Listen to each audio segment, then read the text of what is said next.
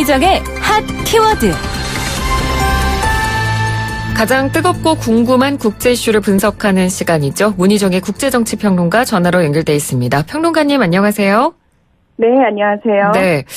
오랜 시간 동안 그리고 또 어마어마한 돈을 쏟아부으면서 특검이 진행이 됐었는데 이 러시아 스캔들 혐의에 대해서는 증거 불충분, 사법방해 혐의에 대해서는 판단 유보 이렇게 결정이 나왔습니다. 일단 트럼프 대통령 입장에서는 한숨 돌렸다고 볼 수 있겠죠?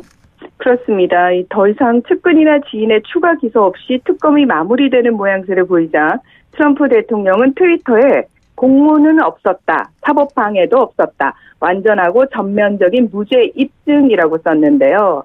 뉴욕타임즈의 특검 보고서 제출로 트럼프 머리 위에 있던 가장 어둡고 불길한 구름이 제거됐다는 평가처럼 이 취임 직후부터 지난 2년간 족쇄처럼 옥죄던 짐을 덜어낸 상황입니다. 네. 이 트럼프 대통령은 플로리다주 마라레고 리조트에서 워싱턴으로 돌아오는 전용기에서 기자들과 만나서 특검 수사를 실패한 불법 습격이다라고 규정을 하면서 특검 수사를 추진한 이들에 대한 조사를 요구하겠다는 의향도 밝혔는데요. 이에 대해서 민주당은 강하게 반발하면서 특검 보고서를 전면 공개하라고 압박하고 나섰습니다. 네. 미국뿐만 아니라 전 세계가 주목을 했습니다. 이 특검을 하게 된 원인인 러시아 게이트, 뭔지부터 좀 설명을 해주시죠. 네, 이 러시아가 미국 대선에 개입했다는 의혹인데요. 크게 두 가지 핵심 내용으로 나눌 수 있습니다. 2016년 미국 대선 당시 트럼프 캠프 선대본부장이었던 폴 매너포트를 비롯해서 트럼프 대통령의 장남인 도널드 트럼프 주니어, 사위인 제러드 쿠시너 등 최측근들이 트럼프 타워에서 러시아 측 인사들과 만나서 선거 전략을 함께 도모했다는 것과 러시아 정보기관이 힐러리 클린턴 캠프 등을 해킹해서 위키리크스에 정보를 넘겼다는 의혹입니다. 네. 근데 여기서 중요한 것은 당시 이 모든 사실을 과연 트럼프도 알고 있었냐는 것이 쟁점이었는데요. 당연히 트럼프 대통령은 어떤 공모도 하지 않았고 이후 행해진 자신에 대한 조사를 방해한 적도 없었다. 이렇게 주장을 해왔습니다. 네. 그리고 이번 특검 보고서에서 이 공모 부문에 대해서는 말씀하신 것처럼 증거 부족으로 혐의를 못 찾은 것으로, 그리고 사법방해 부분에 대해서는 판단 유보 결론이 난 겁니다. 네. 그런데 제출된 보고서가 아니라 요약본이 공개가 된 거잖아요. 그렇습니다. 이 원칙적으로 특검은 법무장관의 지휘 아래 수사를 진행한 것이기 때문에요. 앞서서 뮬러 특검팀은 지난 22일 법무장관에게 러시아 스캔들 수사 결과 보고서를 제출을 했고요. 그리고 네. 윌리엄 바 법무장관은 주말 동안 공개 범위에 대해서 검토를 해왔는데요. 그리고 4페이지 분량의 요약본 서한을 지난 24일 상하원 법사위원회에 보낸 겁니다. 네. 그리고 이 서한에서 나온 내용들이 언론을 통해 공개가 된 건데요.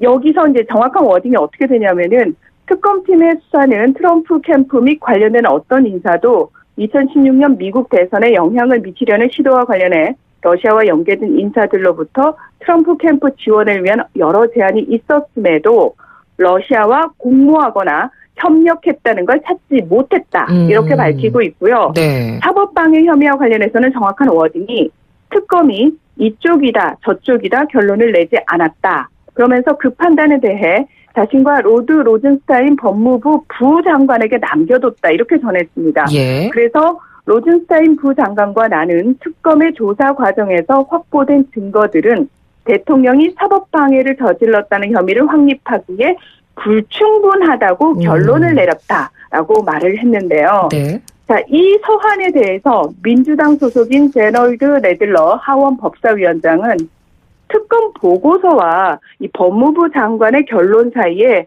매우 우려스러운 괴리가 있다라고 얘기를 하면서 이 바 장관과 뮬러 특검을 불러서 청문회를 실시할 예정이며 바 장관에 대한 직권남용 고발도 검토하겠다고 밝혔습니다. 다시 말해서 뮬러 특검이 이 제출한 보고서의 내용과 네. 정말 이 요약본이 같은지에 대해서 의구심을 드러낸 겁니다. 네. 그러니까 지금까지 설명해 주신 내용을 쭉 들어보면 그러니까 트럼프 대통령이 본인은 굉장히 전면적이고 완전하게 무죄가 입증됐다라고 이야기를 하고 있지만 실제적으로는 그렇지 않은 것 같거든요. 이 부분을 어떻게 이해하면 좋을까요?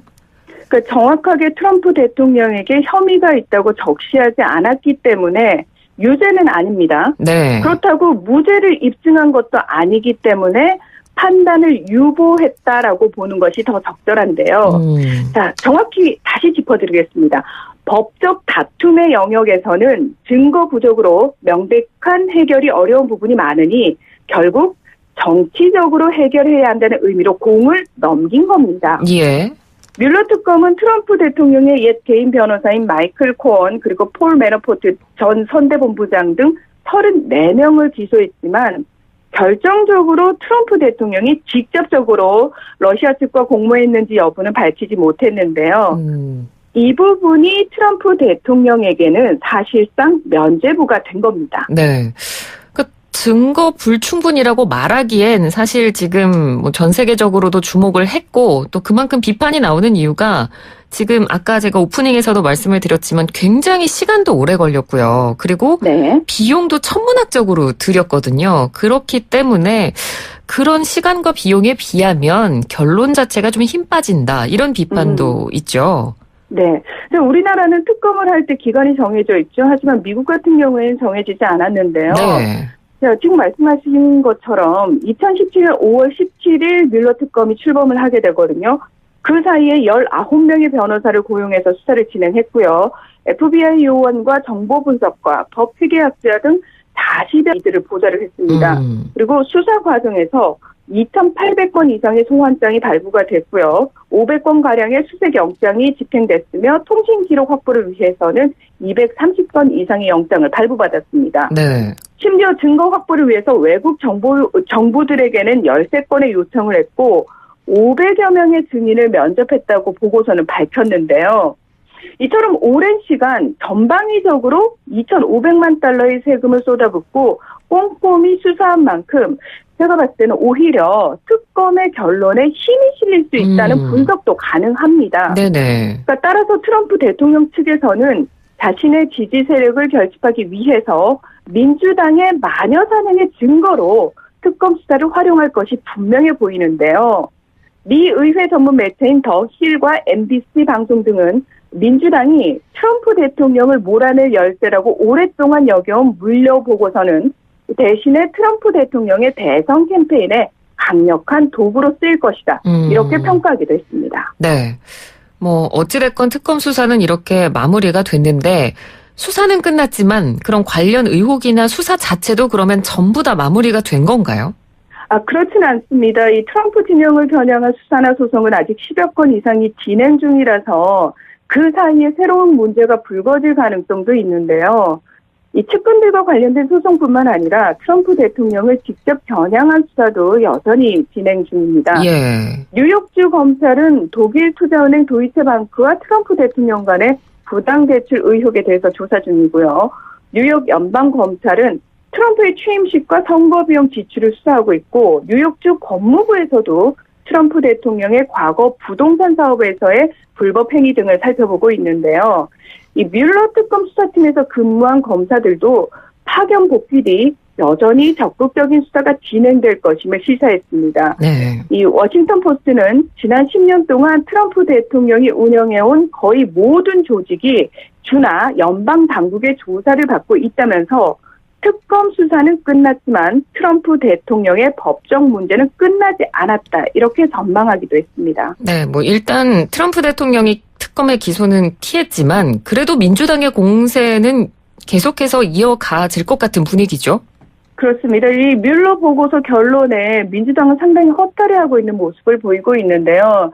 그러면서 다시 의지를 결집을 시키고 있는 것 같습니다. 네. 이 하원을 장악한 민주당이 쥐고 있는 강력한 무기는 청문회 소집 요구권과 증인들에 대한 소환권, 의혹이 있는 사건들에 대한 조사권 등인데요. 미국은 승자 독식 제도라서 하원을 장악한 다수당이요. 모든 그 위원장을 다 장악을 하게 됩니다. 네. 그렇기 때문에 지금 온갖 방법을 다 동원해서 트럼프 대통령을 압박할 예정인데요. 내년 대선을 앞두고 러시아 스캔들은 물론이고요. 트럼프 대통령의 다른 비리 혐의들에 대해서 청문회 등을 통해서 공세를 펼 계획인 것으로 알려졌습니다. 특히 뮬러 특검이 결론을 유보한 사법방해 대목을 파고들면서 보고서 전체 공개를 주장했는데요. 이 윌리엄 바 법무장관이 사법방해 의혹에 범죄 불성립 결론을 내린 점을 비판하면서 그를 반드시 의회에 출석시키겠다라고 밝혔습니다. 네, 이런 민주당의 입장에 대해서 트럼프 대통령은 어떤 반응입니까? 그러니까 법적 책임의 부담감을 떨쳐버리고 정치적 공방으로 지금 맞붙게 된 상황이거든요. 네. 트럼프 대통령은 오히려 정치적 공방에서는 상당히 자신만만한 모습을 많이 보여왔습니다. 이 트럼프의 대선 캠프 역시 민주당은 트럼프 대통령의 합법적인 당선을 무효화하기 위해서 국민들에게 계속 거짓말을 해왔다고 비판하면서 특검의 무혐의 결론을 대선 때까지 끌고 가겠다는 의지를 보였습니다. 네. 이 뮬러 특검 보고서가 만든 터닝 포인트로 인해서 트럼프 대통령은 후반기 국정 운영에 동력을 확보하면서 미국 우선주의 대외 정책 드라이브에도 더욱 힘이 실릴 것으로 예상이 되는데요. 뉴욕타임스가 이렇게 냉철한 평가를 내놨어요. 특검 조사에서 생존할 수 있을지에 대한 불확실성으로 다른 나라 지도자들을 상대하는데 방해를 받아왔다고 불평해왔던 트럼프 대통령에게 이번 수사 결과는 새로운 자신감을 줄 수 있다라고 평가를 했습니다. 실제로 2차 북미 정상회담이 아무런 성과 없이 끝나게 된 원인이 사실 이 러시아 게이트와도 관련이 있다고 저희가 분석을 하지 않습니까? 그렇죠. 예. 그래서 아마도 이 북미 정상회담 쪽에도 조금 더 힘이 실리지 않을까 긍정적인 예상을 해볼 수 있고요. 더불어서요. 2년 가까이 해당 사건을 대서특필했던 뉴욕타임스, 워싱턴포스트, CNN 등 이 미국 주류 언론들에 대한 신뢰성도 타격을 입었고요. 트럼프 대통령의 이들 언론에 대한 가짜뉴스 공격 역시 한층 더 강해질 것으로 전망이 됩니다. 네, 오늘 말씀 잘 들었습니다. 고맙습니다. 네, 고맙습니다. 네, 지금까지 문희정 국제정치평론가였습니다.